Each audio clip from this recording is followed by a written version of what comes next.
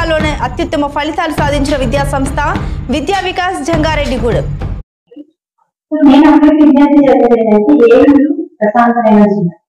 ఇలాంటి వాతావరణంలో ఎవరైనా అన్నెసరీ లాండ్ ఆర్డర్ సిచ్యుయేషన్స్ ఓటర్లను కానీ ఇతర పార్టీ కార్యకర్తలు కానీ భయప్రాంతం చేసే చర్యలు కానీ చేసినట్లయితే దాన్ని చాలా తీవ్రంగా పరిగణించడం జరుగుతుంది. వాళ్ళ మీద కఠినమైన సెక్షన్స్ పెట్టి రిమాండ్ చేసి జైలుకి కూడా పంపించడం జరుగుతుంది. రౌడీ షీట్లు కూడా పంపించడం జరుగుతుంది. సో నేను చెప్పేది ఏంటి అంటే ఇది ఒక మన ప్రభుత్వాన్ని ఎన్నుకునే ప్రాసెస్ అంతే. ఇది ఒక యుద్ధం కాదు. ఎదుర్కొన్న వాళ్ళు శత్రువులు ఉండగా ఎదురు పార్టీ కార్యకర్తలు అలాంటి శత్రుత్వ భావనలతో లేనిపోని పనులు చేసి వాతావరణాన్ని చెడగొట్టి లేనిపోని లాండ్ ఆర్డర్ ఇష్యూస్ క్రియేట్ చేస్తే పోలీసుల తరఫున కఠినమైన చర్యలు తీసుకోవడం జరుగుతుంది. ఆల్రెడీ కలెక్టర్ చెప్పినట్లు 3000 మందితో మనం ఎలక్షన్ బందోబస్తు ఇవ్వడం జరిగింది. ఇందులో 1000 పారామిలిటరీ ఫోర్స్ విత్ వెపన్స్తో డిప్లాయ్ ఉంటారు వీళ్ళంతా. ఇలా మనకి తమిళనాడు ఫోర్స్ వచ్చింది, మన లోకల్ ఫోర్స్ ఉంది. సో ప్రతి పోలింగ్ లొకేషన్లో పోలీస్ ప్రెజెన్స్ ఉంటుంది.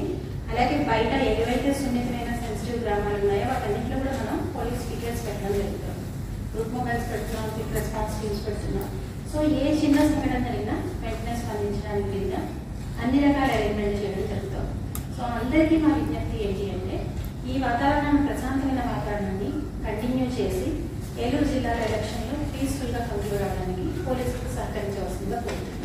అలా కాకుండా రెచ్చగొట్టే చర్యలకు పాల్పడినా హింసాత్మక ఘటనకు పాల్పడినా యాజ్ ఐ ఆల్రెడీ టోల్డ్ ఖచ్చితంగా రౌడీ షీట్లు పెడతాం, జైలు పంపిస్తాం. ఎవరో వెళ్ళారనుకోండి, మీరు ఆయన ఓటు వేసేది లోపలికి వెళ్ళి వీడియో చేయాలని తీయకండి చెప్తాను. ఆ డోర్ దాటి లోపల వెళ్ళడానికి వీలు లేదు. ఫస్ట్ ఆఫ్ ఆల్ ఒకటి. రెండో విషయం, ఆయన బయటకు వచ్చి 200 మీటర్లు దాటి బయటకు వెళ్ళిన తర్వాత మీరు ఇంటర్వ్యూ తీసుకుంటారంటే తీసుకోండి తప్ప స్టేషన్ నుంచి పోలింగ్ స్టేషన్ నుంచి బయటకు వచ్చిన వెంటనే ఆయన ఇలా చేయి చూపించాక మైక్ పెట్టేసి ఏమైనా దయచేసి అడుగుతుంది. మళ్ళీ అక్కడ ఉన్న పోలీస్ పర్సనల్ మిమ్మల్ని కూడా బయటకు పంపించేస్తారు. వీడియో కవరేజ్ కూడా ఇవ్వరు.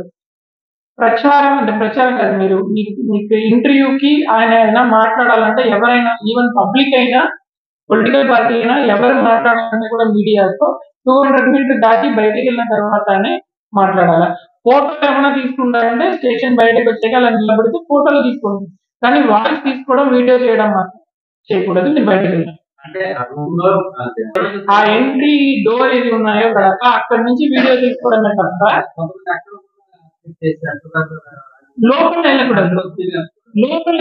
డోర్ దగ్గర నుంచి తీసుకొచ్చింది ఉన్న వాళ్ళైతే పర్మిట్ చేస్తాము. సోషల్ మీడియా వాళ్ళైతే అలా ఆలోచన అక్రెడిటేషన్ ఉన్న వాళ్ళకి ఆలోచన